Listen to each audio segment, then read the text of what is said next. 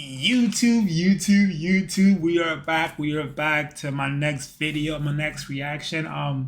Guys, I'm gonna try to do more videos, guys. I'm trying to release a video at least once a week, Monday to Tuesday, depending how my schedule looks like. But I want to do this. I want to do some reactions. I want to do some other type of videos and type of the content that I can do with you guys. But right now, I'm just trying to get this channel up. So if you can do me the huge solid of liking and subscribing to my videos. I'm a young YouTuber trying to make it in this world. So show the support, you know. I got a family to feed, and there's a bike outside making all that noise. What is the hood? Like, I'm sorry, guys. Today we are reacting to a channel called I think it's called like a Pearly thing. And the video is called How Feminists Destroy the West. Guys, girls too, because you know, I gotta keep it equal. I'm a feminist, so I don't know what these people are gonna say, but hey, let's see if I get triggered. Without further ado, let's see what's going on with this video. Most societies and most nations are built off a core nuclear family structure, okay? True. The West seems to be straying more away from a nuclear family structure. And so if the men are building their society, right? Generally, men build societies, women nurture what's in the society. So if the men are building the society and women are nurturing what's in the society, like I said, the women aren't right and we need a nuclear family structure, yet and still this society teaches women to be independent. You don't need a man. You can do it all by yourself, okay? That is going to affect the moral. I see what he's saying, because if you look at the world around you, like you look at the houses, you look at the streets, you look at like policing, all these things are run by men, so they pretty much built the society around it. You know, air conditioning, dishwashers, all these little things that make life easier, cars. Guys created that thing, so you know, and the way that guys created that thing is because they had like their kids being taken care of by a woman, so that way they can go out and conquer the world while the woman kind of like raise next generations to do the same thing. So that makes sense. Fabric of the society in which we live in.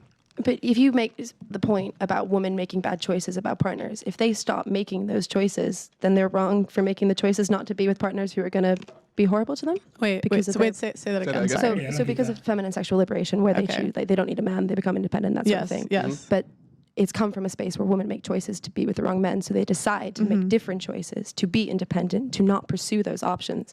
So then what's I mean, it's not either or. You can choose to be with a good man, or you can choose to be a bad. Well, you have actually three choices. You can choose to be by yourself, with a good man, or with a bad man. I mean, that's just from the top of my head. You had three choices. I don't get a point. The right choice. So you're saying that they made that choice because of. So in this situation where Marilyn Monroe made the decision to be with those people, those toxic, just as an example, not her specifically, but made that choice to be in those toxic relationships, and now we're on the other side where women are choosing to be independent, choosing not to be in those toxic relationships, rather choosing to support themselves than rely on someone who's going to ultimately harm her. Why is it binary? Why can't you find a guy who's going to take care of you? Like, it doesn't have to be toxic. It doesn't have to be independent. You can be. There's a middle ground. You can choose a guy who's going to be good to you.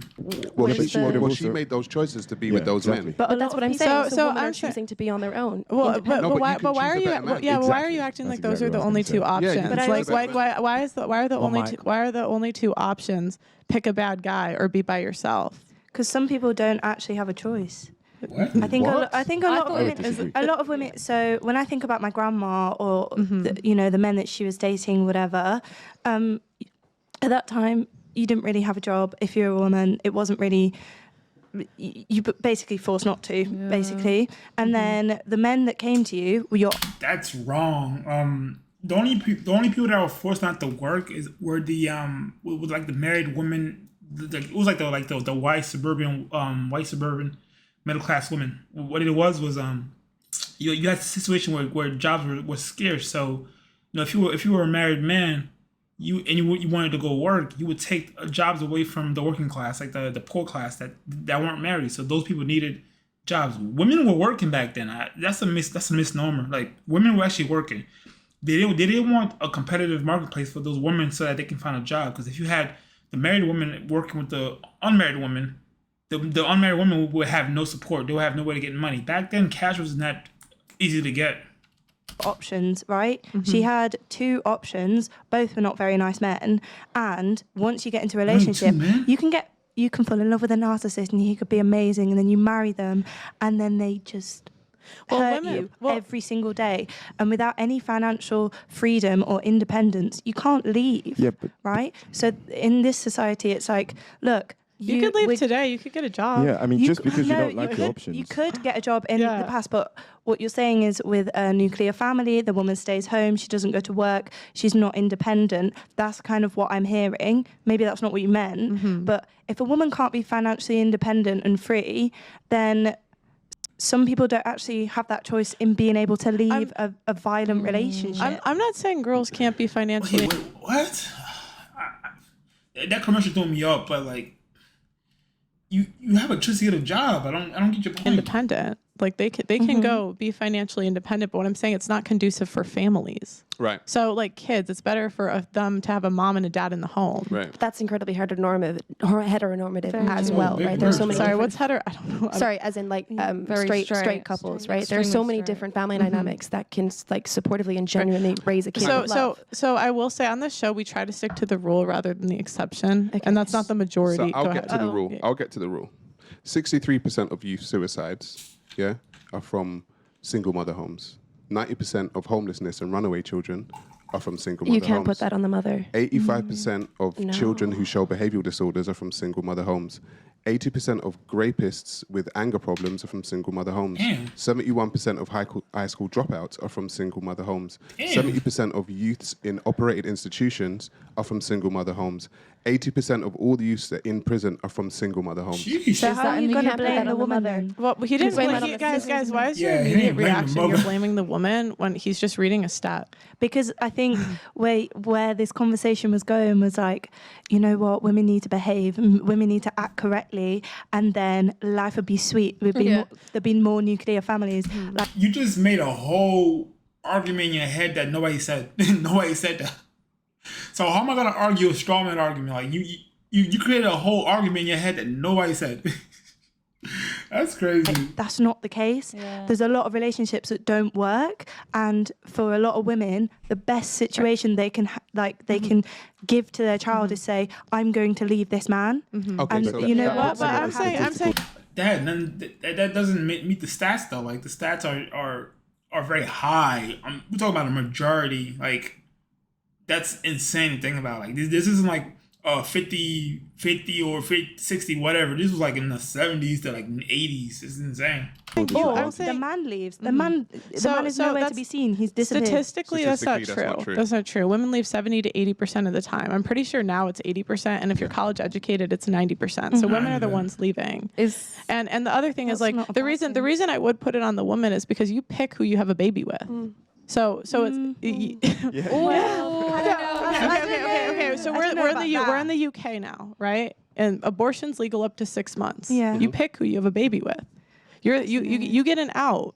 But what if you have a baby with someone believing that they're a genuine person, that they're going to step up, and then they choose? In my experience, that's the exception. It's not the rule. Because what I see is girls see the red flags early on. They keep dating him. And then it goes poorly and they're crying later. But it's like you saw the 10 million red flags before you had the kid. There are so many different things involved in not seeing red flags. There's so many different mental health issues. There's so many different societal There's so many excuses. It's not an excuse. There's excuses. You call it an excuse, but there's a reason for it. There's a reason that's an excuse. It doesn't mean it's not justified. You sound like you have a lot of excuses for women. I don't have excuses for women. I have an understanding of what women have been through. To me, it's just take accountability. I think the conversation is like you're trying to say everything's really black and white. Like this is the reason why women leave all the time. Like relationships are so complex that looking at a stat, you can't be like, okay, well, it's women's fault. The stat just gives you a point to debate on. Is what matters. What matters is not your feelings. What matters is the results at the end of the day. And so if the results are a certain percentage of women, 80% are leaving marriages, your feelings don't come into the situation, because what's happening is, because everyone's going to have different feelings, right? This woman said it was because of that reason. That woman said it because of that reason. It was because of this. But at the end of the day, the result is it's 80% of women leaving marriage. And at the end of the day, it's the kids who suffer, because you're putting your feelings above the kids. And I'm taking out exceptions like abuse. outside of abuse. You're putting your feelings above the children. Do you not think if men behave better, women would stay? Because women are now, you have to be responsible. You have to get a job, but also you have to. If men behave, women will stay. If men behave, women will stay. Okay.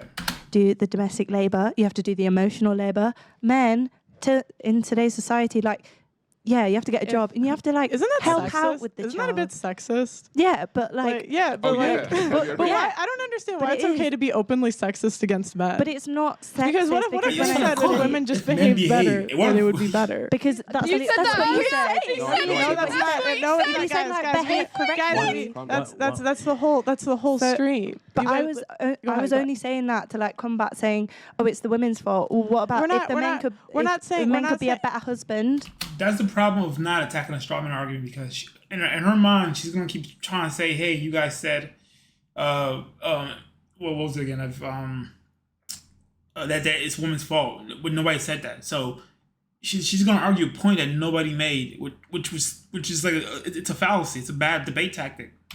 And could help around the house more. The fact that men help around the house when it's their house as well, that's literally what it's called. There is a disparity with the amount of labor that women do and that men do. Yeah, but men make more money statistically. So you could just say the men contribute more. Yeah, and men provide value in other ways. If a dude's paying my rent, he's not doing shit. He's not doing shit around the house. Yeah, but women also work. So they're also doing a 9 to 5. Maybe a third. So But I'm saying statistically men make more money. Go ahead. Sorry, I just wanted to ask all your statistics and your percentages, all of that. Where did you find it? Is it in the UK? Is it in the US? UK and US. There's a little bit of a disparity between the UK and US. Specifically, when it comes to divorce, it's 64% in the UK and it's 80% in the US. Who carried out the 90% studies? The government. The government studies took how many women? 100 women, and then asked them about their life. And so do you think? I Okay, feel like I'm spending way too much time dealing with other people's problems. That's over. What did I just? I don't know. I don't even know what to say. I'll be honest with you. It kind of ended too fast. It ended faster than I thought it was gonna end. So I don't know, guys. It sounds crazy. But those stats are insane to think about. If you're a single mother, it's your kids are on an uphill climb to become successful, because they're so disadvantaged. Why would you ever want to become a single mother if that's the case? Why? I mean, it's on y'all, but I got no kids, so I'm not tripping over that. But hey, that's the episode, guys. Hopefully you learned something. I learned a lot today about single mothers. Y'all crazy. Don't be out here catching me crazy. YouTube, till next time. Peace. How do I set boundaries with Oh shoot.